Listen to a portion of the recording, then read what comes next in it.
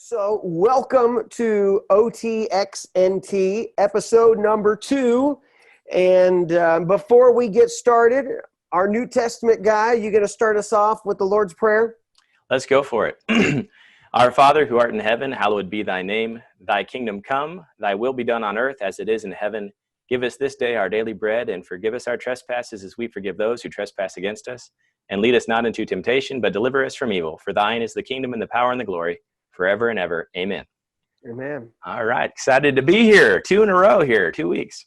We've made it. I've already plotted out the rest of the year. So we've got a lot of time, a lot of plans. Dr. Marquez.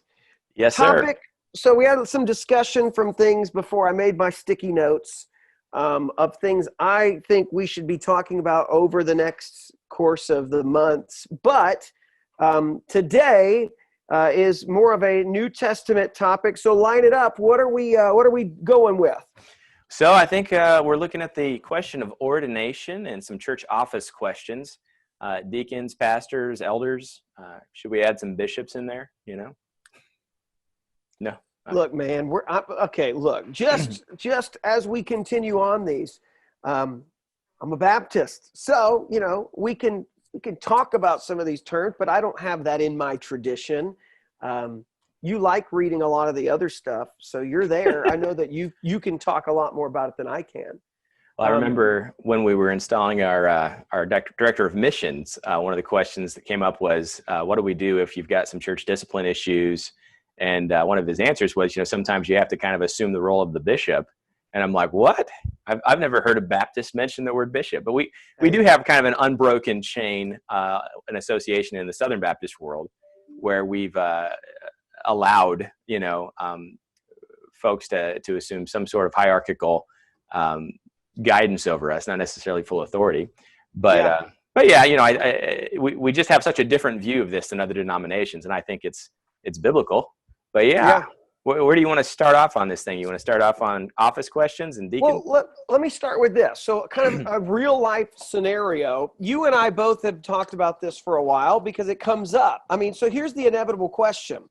In the Baptist world, right, we do have people and churches that as they start or as they're going through a process of kind of rethinking church, that inevitably come to the question of, do I need deacons? And I think part of that's rooted obviously in I think there's 2 parts to it. So one of it is whoever is leading on that is usually coming from one of 2 scenarios. One is a traumatic experience dealing with deacons in that there were people who were probably on that deacon committee, that deacon board, deacon body, or whatever you call it, that were probably people that would not actually fit the biblical qualifications. Either that or the guy who's complaining just didn't fit it and his deacons were kind of calling him out. Or it was just from an improper understanding of what they're to do. Because I know in a lot of churches, even in our Baptist world, we're off on what does a deacon do? And why do you need him? So some will say, well, we don't need him anymore because it just means servant. And others will say, no, you need him. And the next thing you know, the deacons are making all the decisions. And then there's not really a distinction between elder or deacon. So I think one of the first things I at least want to kind of throw it out there is, let's just deal with question number 1, which is the office of deacon, does that exist? And is it needed? Or are they simply just servants? So let's start it out. I'll chime in, but I'm going to listen to you, Mr. New Testament. So my thought on deacons in general is that they are a biblical office. They arose out of a need in Acts. If we go to the disciples trying to figure out how does this new church work, we are delving into the Word, trying to really understand the Bible in light of the Holy Spirit being given and Christ ascending. And so there are needs of the church, and these needs are taxing the time of the apostles. And if we have presbyters in place, I'm not sure just yet, but the church leadership is taxed. And so they say, church, choose for yourself 7 men of high regard, so that we can deal with the feeding of our sick widows. So I do think that says that it's apostolic, it's right. There's nothing wrong with having deacons. Do you need deacons? I think that the general view of the church throughout history is that you have two offices at least, deacons and pastors. So when we get to qualifications in Timothy, we see deacons are there. When we have the greetings in Philippians, it says, to the including the overseers and the deacons. And so we have kind of an expectation that the deacons are going to be in the mix. So I think you got a harder case to say we have no need for deacons than the opposite. So what do you say, though? Because, I mean, obviously the word deacon means servant. What do you say to people who say, well, look, they're just servants of the church, and so therefore it's kind of more of a blanket terminology that really all you need is pastors, and then you can have kind of your volunteers, and those are essentially deacons. What do you think about that?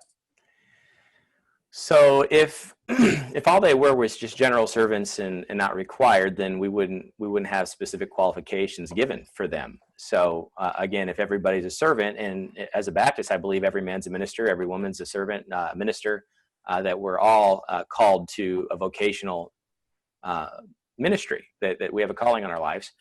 Yet the Bible affirms all that to be true, and it also then creates this office of deacons that you can't just have anybody be a deacon. And so that to me says that this is separate, this is different, and there's a right way to do this. So I would say the Bible expects that the church is going to have deacons.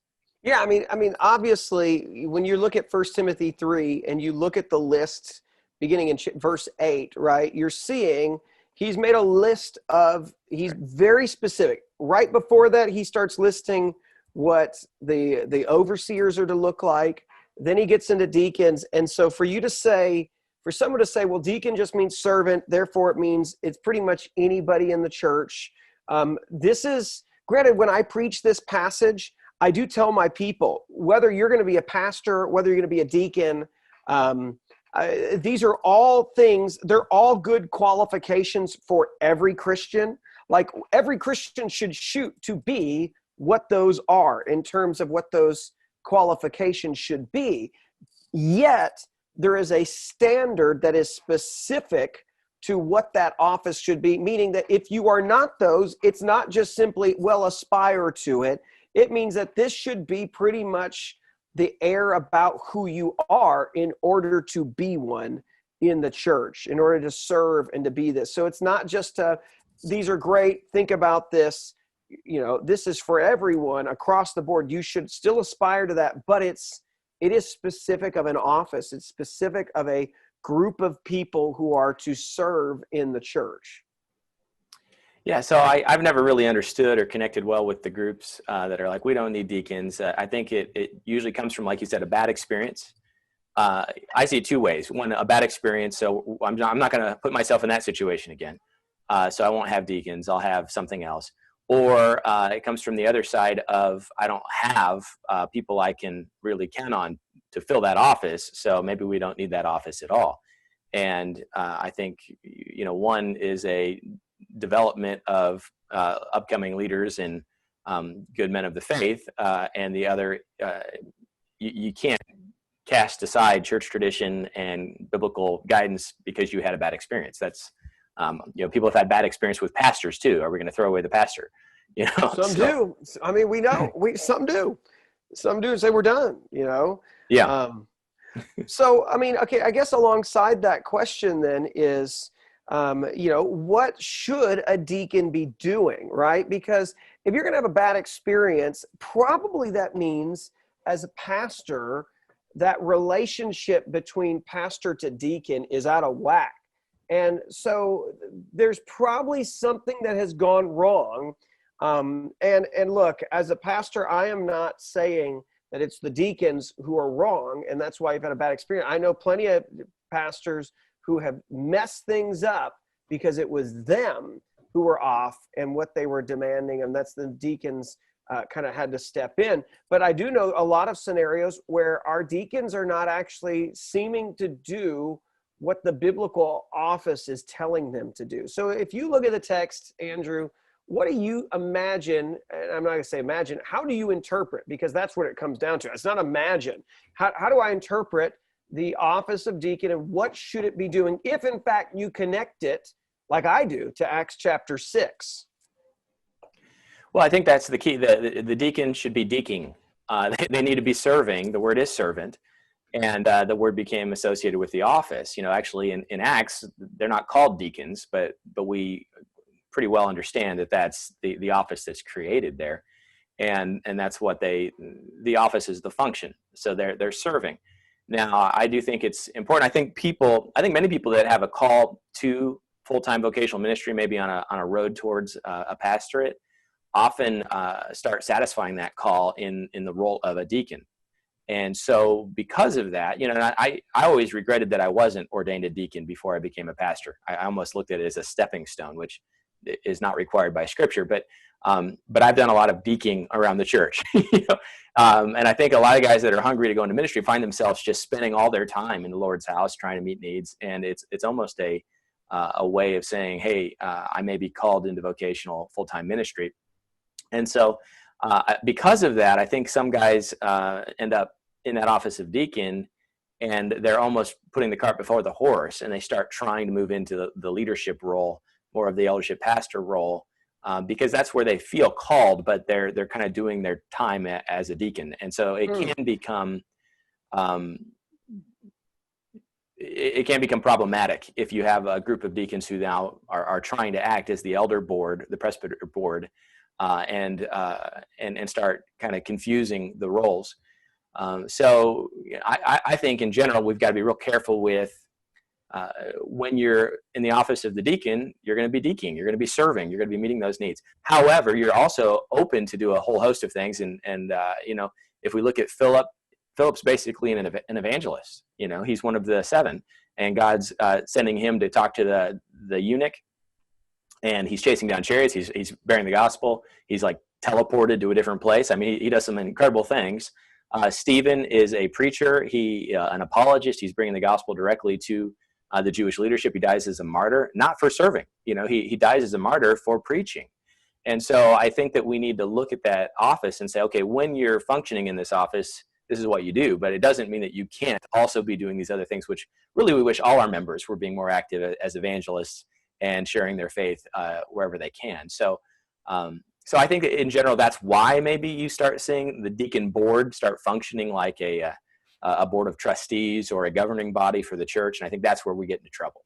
So let me ask you about that, though, all right? Because, there is a piece of that where I do wonder how much should a deacon body be doing, helping make decisions with the pastor, right? Because if you look at the list, right, and one of the major things that you notice between, at least by looking at the difference between overseer and deacon as it's portrayed in 1 Timothy 3, is one of the biggest distinctions that comes between the two is the pastor, the overseer is, in verse 2, he's called to be able to teach.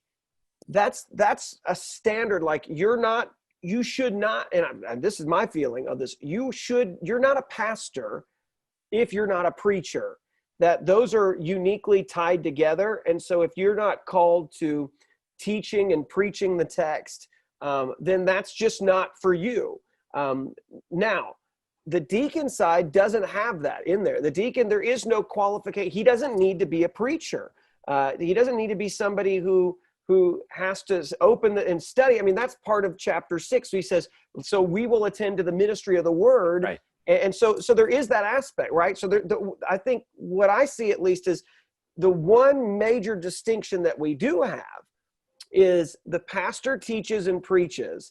That's his role. The deacons are supposed to help so he can continue to do that. So the question is, though, maybe on the other side of that, is it out of the bounds for the deacons to then, though, help make decisions with the pastors, about the direction of the church? Or should they really just be confined to making sure, for instance, building and grounds and maintenance and making sure things are locked and lights off and all that kind of stuff. I mean, so can their role be larger than just some of those basic kind of servant? And let me just say this too. I think a big part of this as well, one of the reasons why, and we'll talk about women in ministry too in a second, their wives are part of that, because obviously they're going house to house. I think that's implied in the text of how they are and how they're to be able to talk, that husband and wife are going in. And so there's certain things that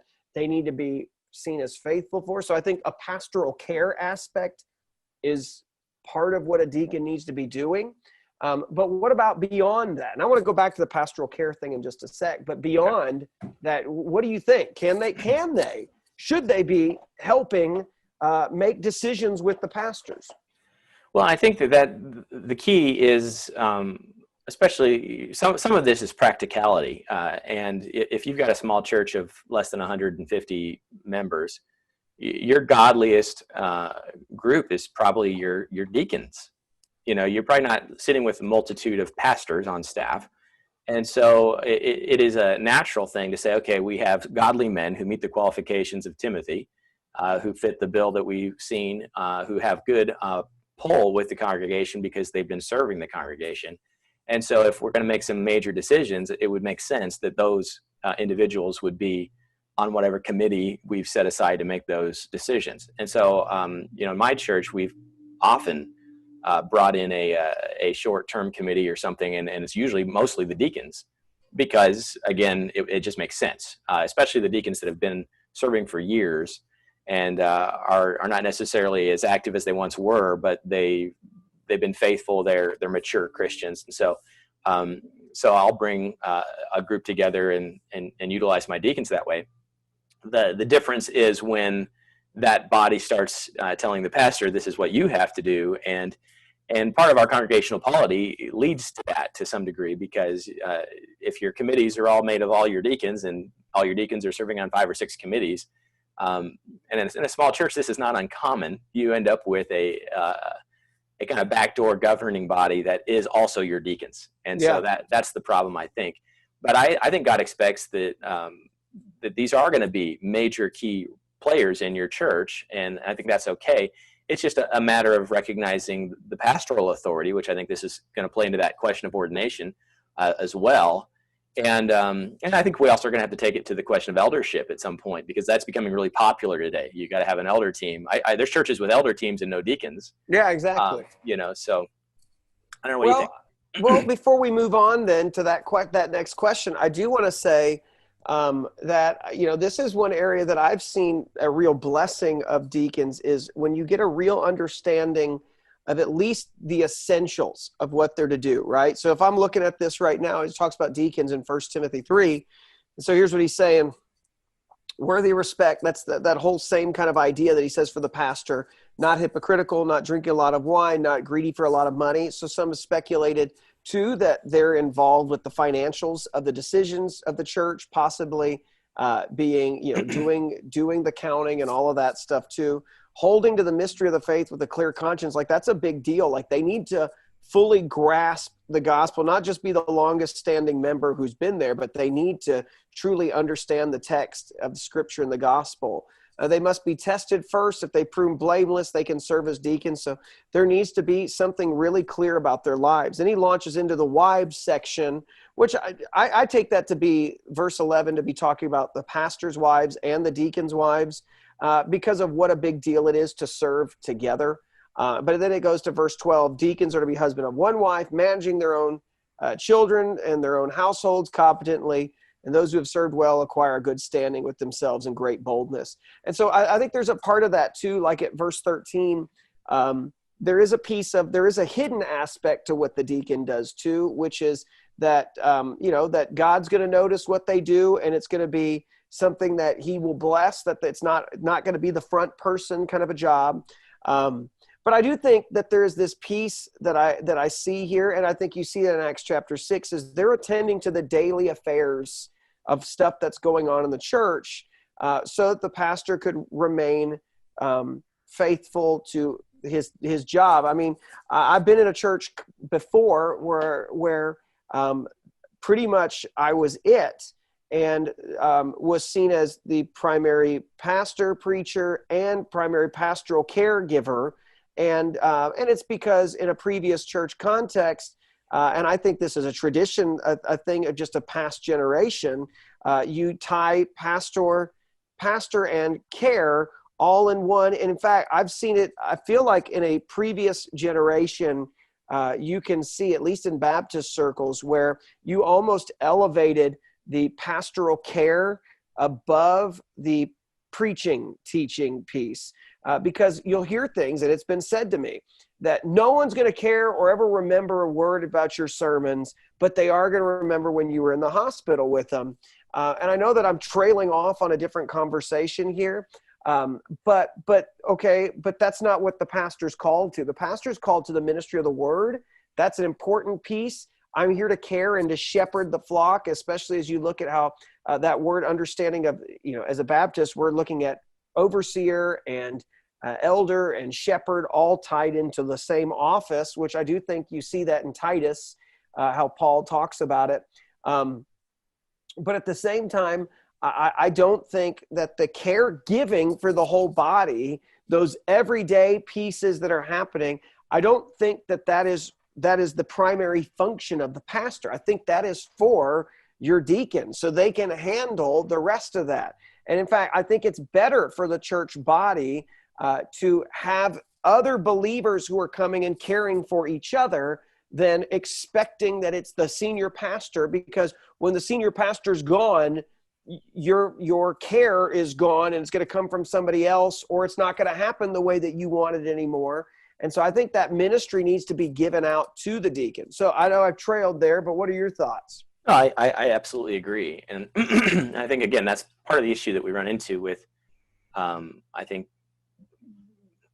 the groups that are, bad experience with deacons or we don't need deacons at all is typically, it's come out of a bad experience that really is unnecessary. And it may have just come out of pragmatic, small churches need these small number of families to hold it all together. And in such a case, if you've got 15 strong families and of those 15, you've got 5 deacons, of course, those are going to be some of your key members that you're going to want to work with and get their opinions on. And I think a new leader or a weak leader might give too much away, and that could set up something. Or you get a long time deacon who's really steering the ship, and sometimes you're going to have to butt heads. And I almost look at it like a marriage relationship to some degree, where the husband's supposed to be in charge, but it's not like every day you're butting heads with your wife on major decisions. Hopefully not. But if that occurs, the wife should yield and submit to her husband, and the deacons should yield and submit to the pastor because he's the authority. But, all those other pieces of pulling the church together, caring for members, praying for the sick, all that stuff is key, and we need our deacons to do those things. So yeah, I'm a fan of deacons. You want to shift over to elders for a little bit here? Yeah, let's make the switch to elders then, and you take it because you've got it more framed in your mind how you want to make that leap, and then I'll chime in. So I've seen this with church planners. Every church planner I know now is on an eldership model, and they're establishing elders even before deacons. And I think the idea is they're afraid to get a lay body established that could slow down the need to be quick and ready to build this church, But I'm also seeing a lot of traditional churches move to an eldership model. In truth, I've got no problem with an eldership model because elder is one of the titles for pastor. And so, as long as you're talking about plurality of pastors, I think that the eldership model makes great sense. What I feel, though, is that we've taken the role that we don't like when deacons become an elder body, and we've said, okay, we'll just get rid of deacons and only have an elder body. And I've seen firsthand how that does as much damage as the concerns from before about slowing me down, and I have this group telling me what I need to do. And I think an eldership model is healthy, but you've got to have multiple guys called. And in my mind, an eldership body should be an ordained body to the pastorate. And I'm not sure that that's what's going on right now. And in some of these young church plants, it's kind of funny because you have an eldership body of all 30-somethings, and there's no gray hair amongst them, you know. And not that you have to be old to be an elder, but it is implied in the term that you've been around for a little bit, that you're not a new Christian, new convert. And so I don't know. I'll kick it back your way. I have a problem when we make, I think, just in terms of pastor in general. So, I mean, this ties in with the whole eldership thing. I mean, like, I'm a fan of 9 Marks. They've written a lot of stuff on that. 9 Marks is really the head and really been pushing elder body. But 9 Marks is very specific too about a need for a distinctive deacon body that does certain things as well. And so that's something I really value about that, is they understand that, and they see the 2 offices, and there's a need for both of them. My big thing, I think, is when we start getting into what do we have, what is it, I guess, what does it mean to be a pastor? You know, because I've been in certain churches before where pastor, you've got a pastor for this or a pastor for that. And sometimes it's, well, he's a Christian businessman, so he's the administrative pastor, but not to hammer that on anybody. If you're part of a large church that has all of that's wonderful. I'm just trying to theologically try to understand, does your business background, should that be what makes you an administrative pastor?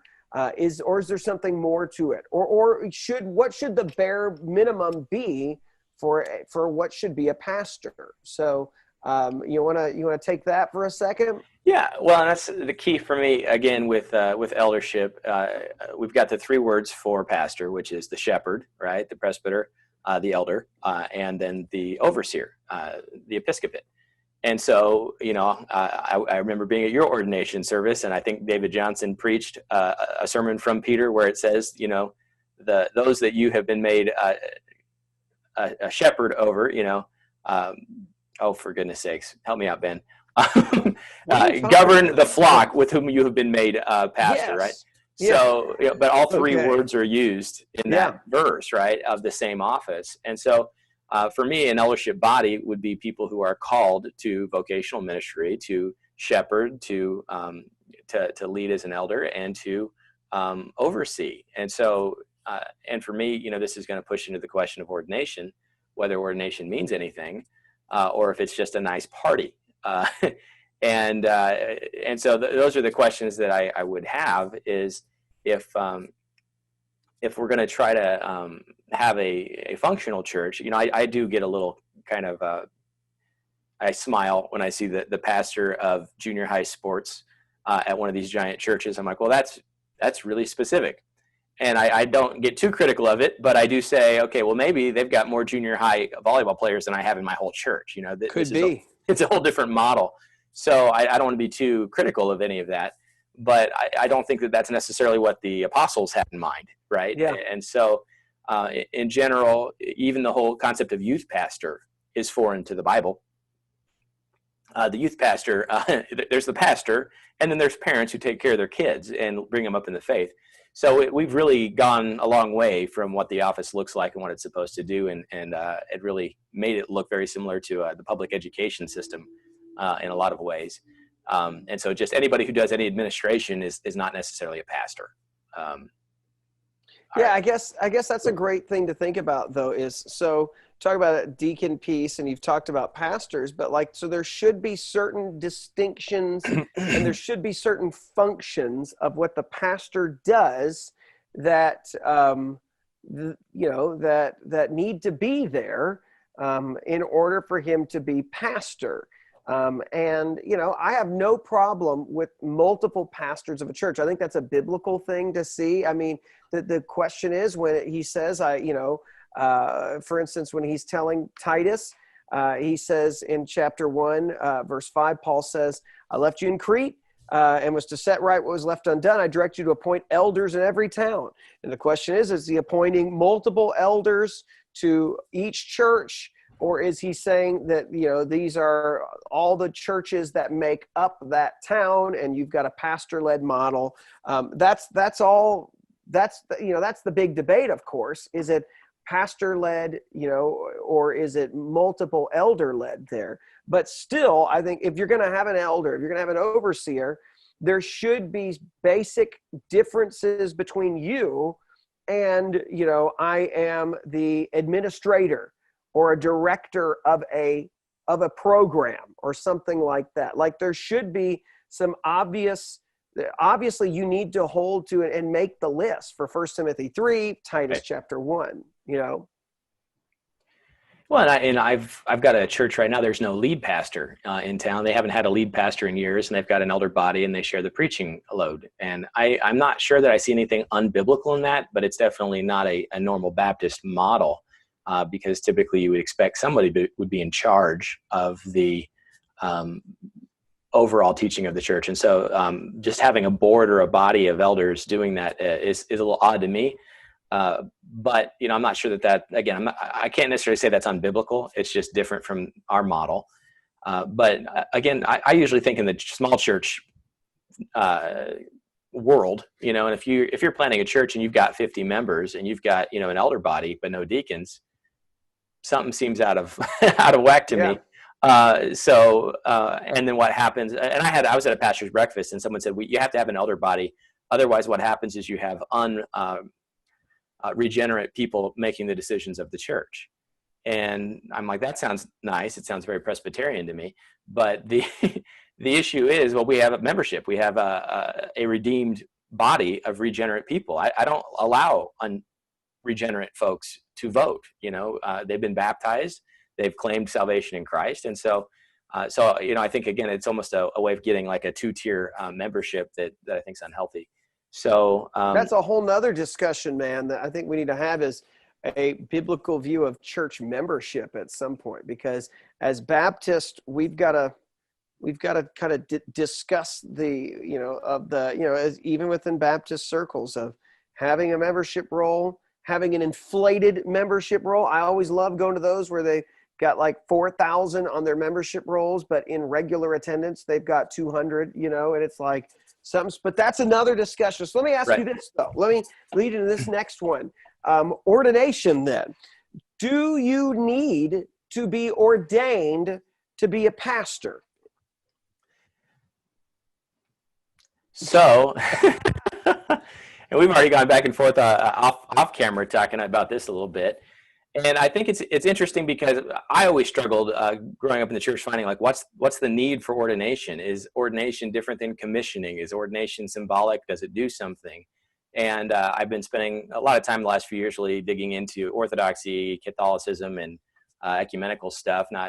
Not in a wishy-washy way, just trying to better understand. You're just an intellectual. That's what you are. I had to teach church history for a master's course, and I'm like, I better learn this stuff.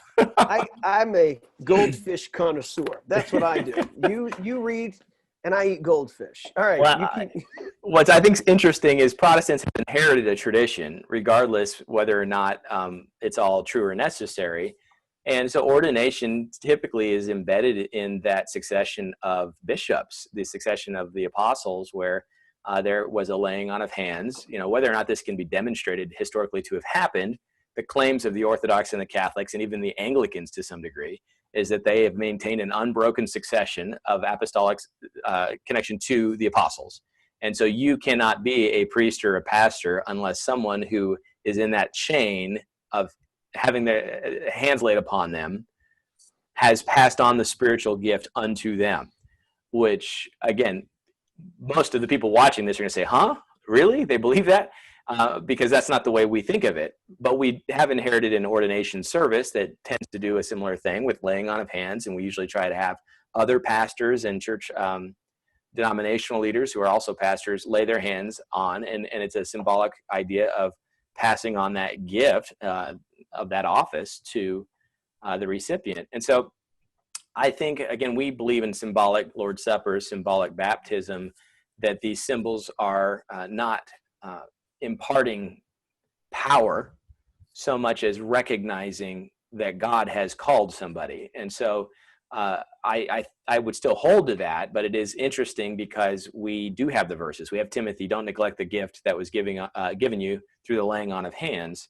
that there is something about this service, this call, this church recognition of their pastor that's important. So I think ordination is one of those symbols that is very important, and we need to get it right, and it does mean something. So, yeah, you got me thinking about this, because that's the question of, and everything that we've kind of talked about and looked up at to this point is, I think there is there's no instructions for how to ordain. There's no ceremony in the text for how to do it. I think the closest thing that we can find to ordination, or probably what it is I think it's pretty specific. I think it's got to be the laying on of hands. And as you referenced, that's 1 Timothy 4:14, where he says, don't neglect the gift that was in you, was given to you through prophecy with the laying on of hands. And I take that to mean, especially just finished preaching through Timothy not that long ago, that this is the affirmation of the gifts and his setting apart in ministry. And I think you see that in Acts too, where people will pray and set their hands upon someone to set them apart from ministry. So there's nothing spiritual. I mean, it's obviously spiritual, but I mean, there's nothing that's happening in there that adds anything extra. I take it to be, we affirm what we see in you. We understand that you have been given these gifts, and we are setting you apart for the ministry. And I think that's an important piece. I think it's, in a way, it's, in my view, it's kind of the way I look at baptism, which is, baptism is that mark for everyone to see that you have joined the community of faith. It's a great thing for a believer too to have in their own life, to say, hey, I might have trailed off for a little bit of time, but the Lord called me back, and I know, because I know of my baptism, that it was a genuine decision. I've made the decision to follow the Lord. I can hold on to that. And I think there's that piece too, of that ordination, that laying on of hands is an important piece to say, the church has affirmed this. And I think that's what's really important about the local church, is why you need to be ordained in a local church body and not on the internet, which, people do. I still don't know. I've debated about Klingon ordination. I know that's a thing too. But I mean, I think it's the local church seeing people and saying, you're one of ours. And we recognize that you have been something special about you, not just a man who loves the Lord and loves the text, because that should just be, hopefully that's every man in your church who's a Christian, loves the Lord, loves the Bible. But there's something else going on besides that you begin to see and to feel the Holy Spirit putting on your heart to tell them, and others are coming around and saying, we see this in you, and they begin to understand that. And so as a result, we put our hands and pray upon them, and we set them apart for this ministry. We affirm what God's been saying in them, and the church is affirming it publicly and just making that known. So that's kind of the way I've viewed it and seen it, especially on the New Testament side. Yeah, I think it's important because you have the passages, especially when we get into church governance and whether or not we should have some sort of bishop or presbytery board or something, that as Baptists, we've tried to just say whatever the Bible does, we do. And so Paul laid hands on Timothy. The apostles asked the church to set aside men. So the church has a role. The church set aside Paul and Barnabas. They commissioned them for the mission work. But you also have the other pastors. You have the other elders. You have the apostles who are part of that as well. That this ordination of a pastor is something that brings you into a fraternity of other pastors. And so we always try in our ordination services, at least everyone I've been a part of, to have other pastors be a part of that, and that they're part of that laying on of hands as well.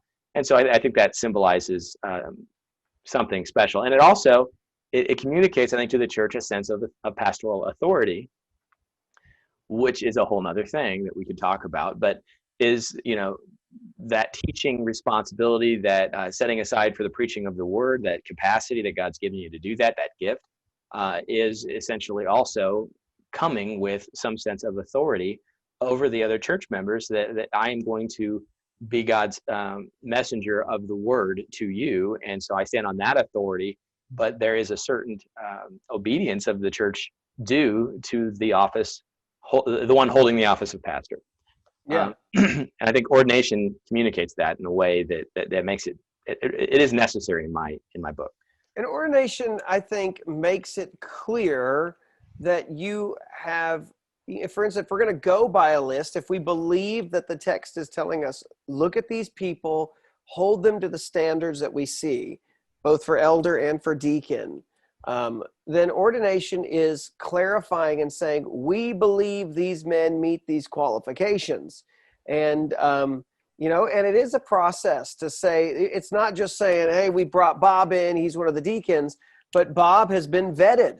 And we believe that and everybody else recognizes that as well. I do have a problem with kind of how we have done it in the past, which is like, especially if you like, the way we do like deacon nominations and stuff like that, because anybody and their brother can like write a name down. But, have you really prayerfully thought about these people? And so I like how we do at our churches. We'll get a name, but really then what we do is we approach them and we have a process and we ask them, answer these questions. We begin to look at your life and to talk. And so when we begin to ordain somebody on the deacon body, we've already gone through a vetting and a background and prayed with them and talked with them, because when we present them to the church, they are going to be a representative of the church. They are going to carry with them, an ability to, so to speak, do certain things, that anybody could do.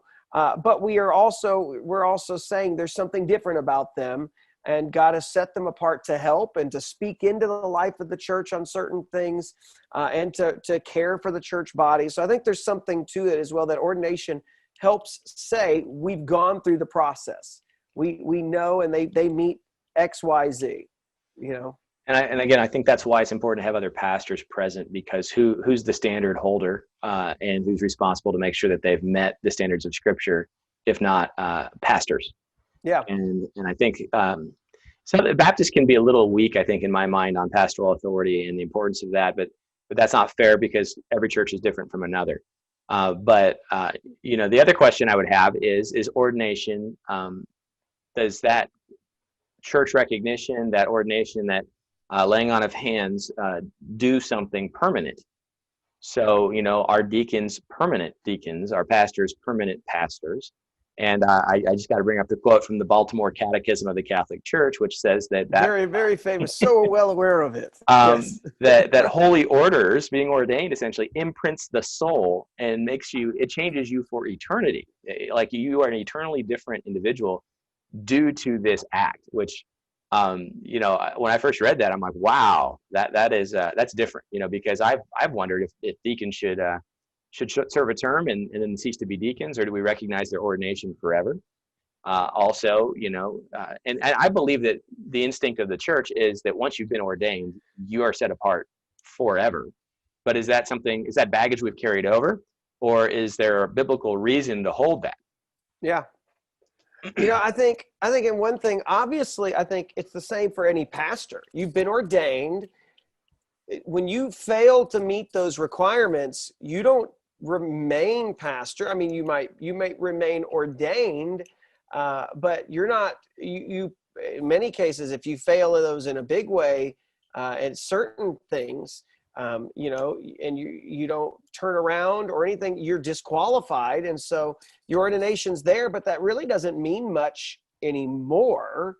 And the same thing with deacons. I mean, we've got deacons, and the hope is that those who have been ordained persevere and that they remain solid. And so that it's not a question, but you know how it is in every church, which is, I'm gonna just throw any random name. So any of my deacons watching, I'm not picking your name. I'm going to pick somebody else so you don't think I'm pointing any of y'all out.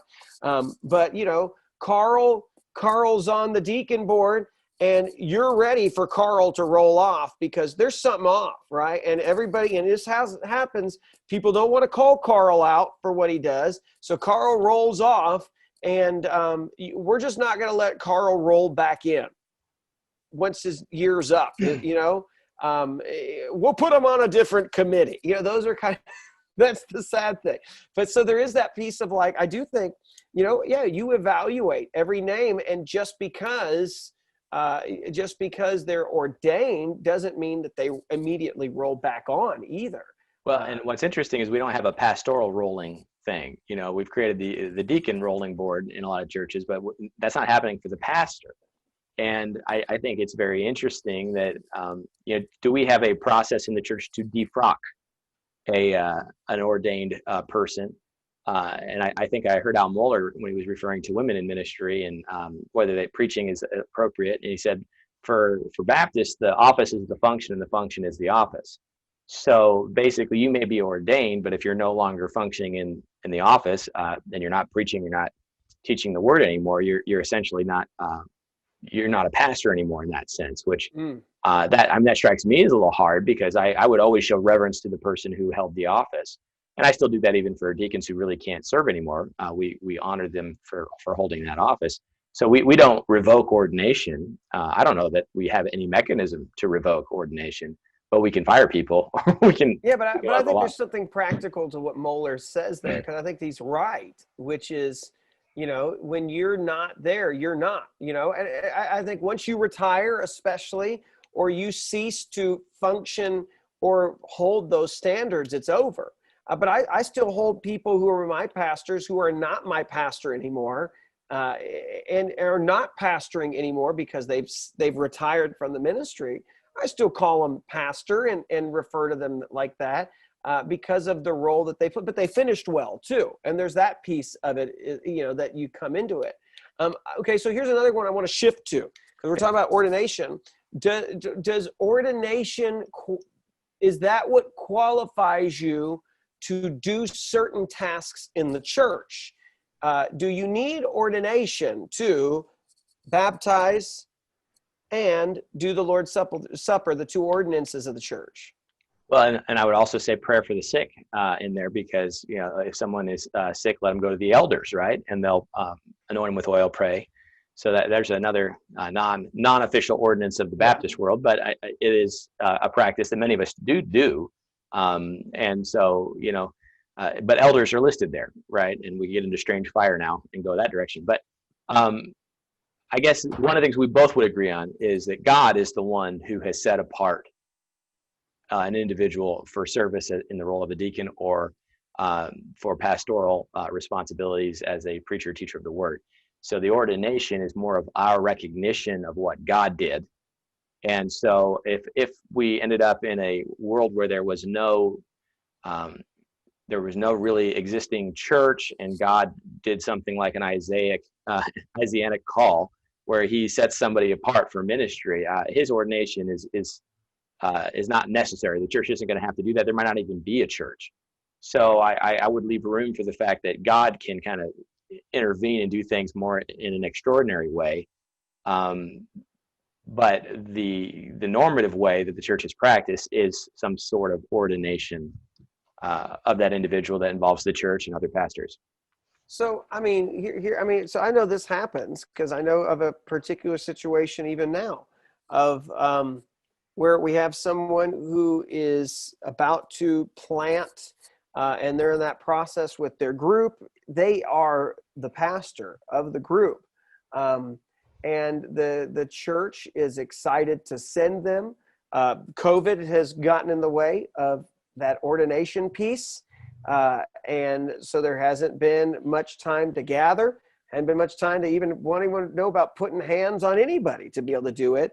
And so their group right now is meeting in a small capacity, but he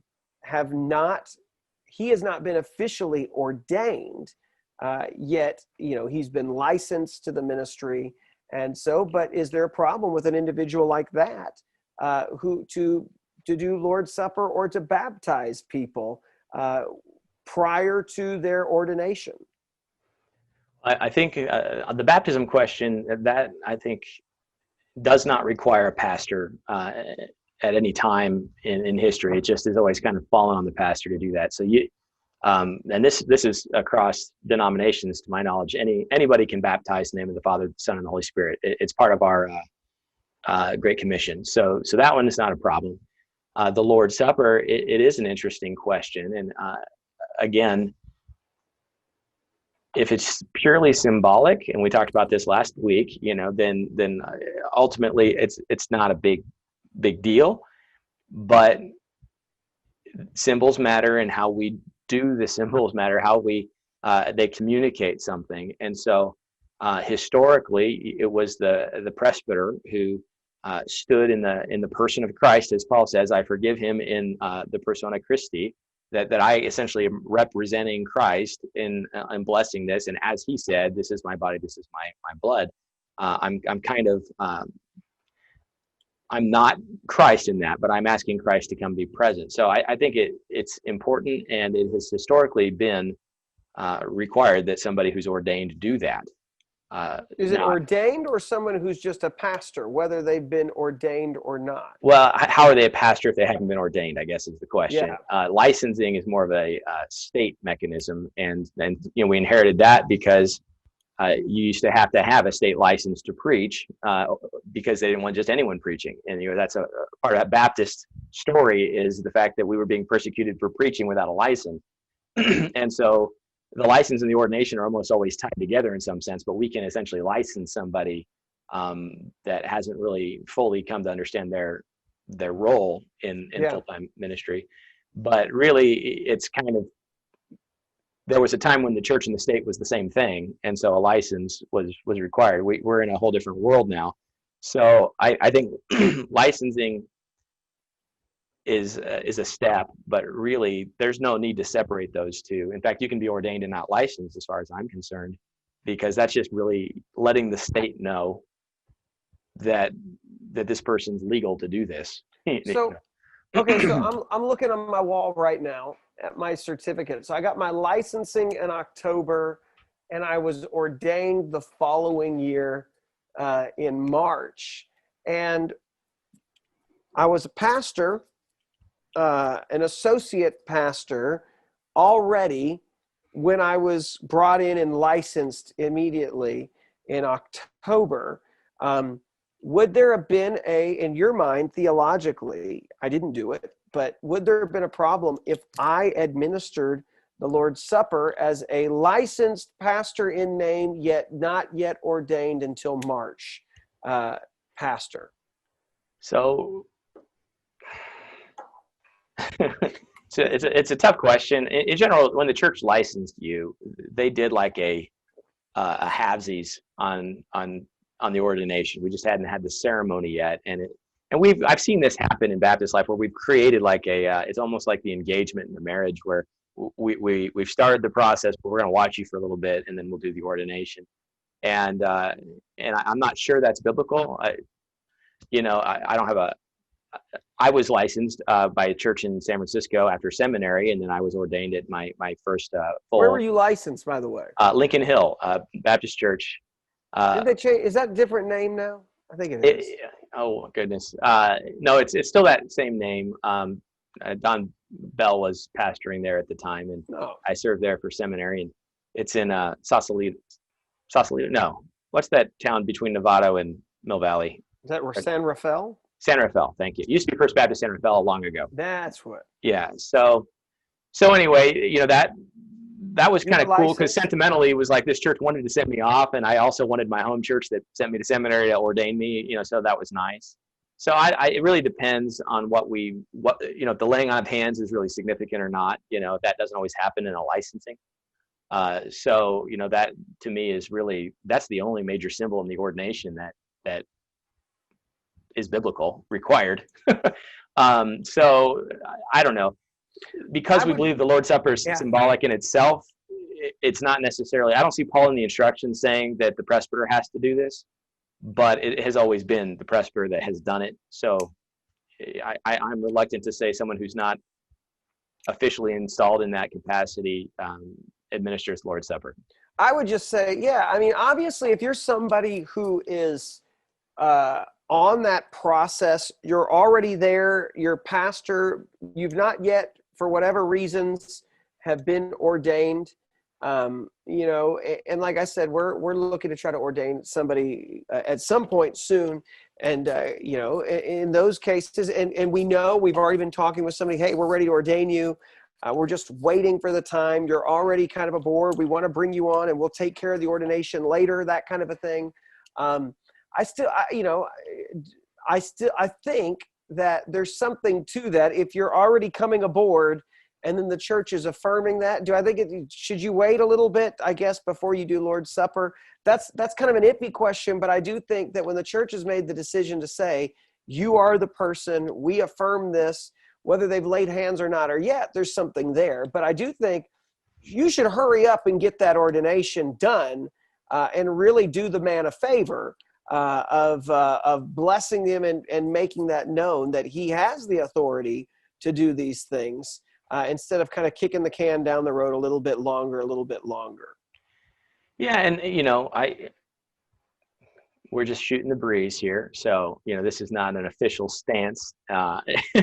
It's but the Marquez stance. I do fall back personally sometimes into that. I want to do things right. I don't know that there's any secret to. I don't believe that I'm converting the Lord's Supper into the legitimate body, blood, soul, and divinity of Jesus when I pray the prayer. But I want to do it right. And if something mystical does occur, if something has the power to kill, can it bless? If any of you is sick, go to the elders and let them anoint you with oil. I anoint with oil. Why? Because the Bible said anoint with oil. Does the oil do some magic work? I've heard all kinds of things. That'd be a fun discussion. Do we have one sacrament in the Baptist Church? Is it anointing with oil and not with water? My thought is doing it wrong, we know can bring judgment. So let's do it right. And maybe doing it right can also bring an added blessing that isn't necessarily transactional, but I want to do things right. And part of that is just trying to say, God, I want to follow what you've laid out. And so I don't know. I'm not necessarily if you nailed me down and said, is it wrong for someone to go home and do the Lord's Supper on their own? I wouldn't. I'm not going to judge somebody on that. And we talked about that last week. And in so many of our churches right now, people are just doing the Lord's Supper on their own with no preacher at all. And so it's really hard because I think many of our people are so far down this road that's detached from more of the traditional Christian way of doing things. And the mega churches, I think, are pushing that really quickly. The non-denominational mega churches, they're doing things really in a corporate way and pragmatic way sometimes. And so it bothers me to see that. And some people viewing this would just assume that we're really old school. But the reason I am is because I want to do it the way Scripture says, and I think we ought to do it that way. And then we have to pay attention where it's vague or unsure. History should give us a little help to say, hey, this has always been the way the church has done it. Maybe we ought to be careful before being novel. So yeah. Well, hey, I think it's a good thing to say. I think it's a good way to kind of end that conversation, because that's really what it comes down to. There's a lot of this stuff which is, I think you've got to make your convictions from the text and just stick with it. And some things are not always clear. I think that's where tradition comes into play. It's a little helpful to have some of that to kind of navigate. But at some point, you've got to just kind of dig in and say, this is where I stand, and I'm gonna leave it at that. And it may not be completely clear, but this is my conviction on this point. So, well, that's a pretty good discussion. Anything else you want to add to this as before we close this chapter? No, I mean, this is fun. I've thought maybe our viewers would get frustrated that we don't really always land the plane, but I don't feel like that's our format. We just we don't have to solve all the problems. We're just trying to help people see this is how we think through it. So I don't want anyone to watch to get discouraged that, hey, these are pastors with PhDs and they don't have this figured out.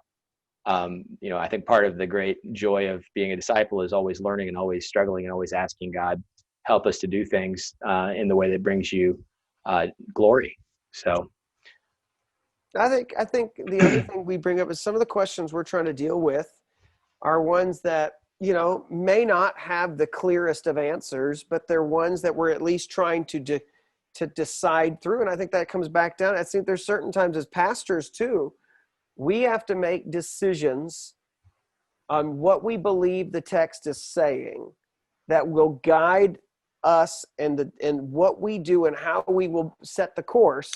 And sometimes it's not completely spelled out, but other times it is. So, I mean, like what we talked about right at the very beginning, I think it's 100% spelled out. You have to have the office of pastor and they have the office of deacon. That's a non-negotiable. Okay. Now we get into the iffy areas though of what is constitute laying on of hands. And I mean, a whole other thing we didn't even talk about today is the Old Testament side of what the laying on of hands did, and how that's just practice all the way through for at least on the priest side and what their role was. And so I think there's something special to that. But I mean, then what does that do? What does that enable you to do? That's where some of that stuff gets a little bit more unclear. And we have to kind of, at some point, kind of do everything you can, gather it all together, and then say, here's where I stand on this. And we might disagree with it, but we're looking at the text, trying to come to the best conclusion of how to do it. So, you know, I think and the more we talk, I think the more we process through it too, of, okay, this is a good place to be. And this has made me think more about that position that I've had. Hear, hear. Well, hey, we will talk, and next Thursday, come back and do it again. You know, and if you guys have questions or something you'd like us to talk about, put it in the comments or email us or talk to us at church, because I'm getting them too, and we'll do something. And so let's get ready to close, as we will. And here is the way that we will close. And it says this, it says, may the Lord bless you and keep you and make his face to shine upon you and be gracious to you. May the Lord lift up his countenance upon you and give you peace.